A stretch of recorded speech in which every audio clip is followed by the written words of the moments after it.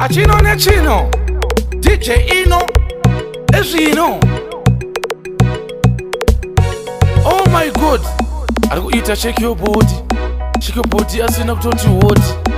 nekutoti ndakatomuona asiwa ari ega ari pamugodi ndikati oh my god somebody ari kuwesa somebody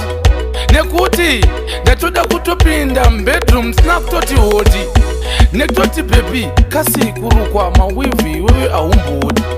because ndinogara chingwa kuona wakarukwa magodi asi iwewe ndaitoti autodi kutosangana nembinga dzakaitana energy mutodi ka aunyari ausvodi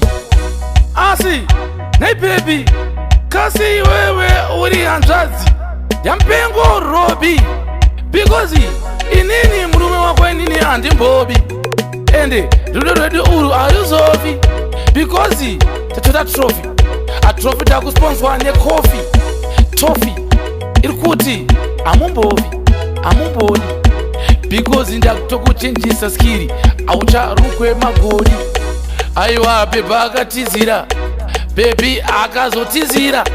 bebi akazotizira mapapiro mengirozi nekuti wenge wanyanya kumuchemza msodzi. Aiwa bebi udza x face wako yoboni omuudze kuti iwe boni haugoni boni iwe haugoni kurova iyo proni unenge uri kuda proni ende taipenyu vaite makuwa nanana shoni uchoti wasiya baby ari home alone akarara muloni but poloni has mastoni because isusu tikati mwari ndimi munengoni munosanganisa vanhu asi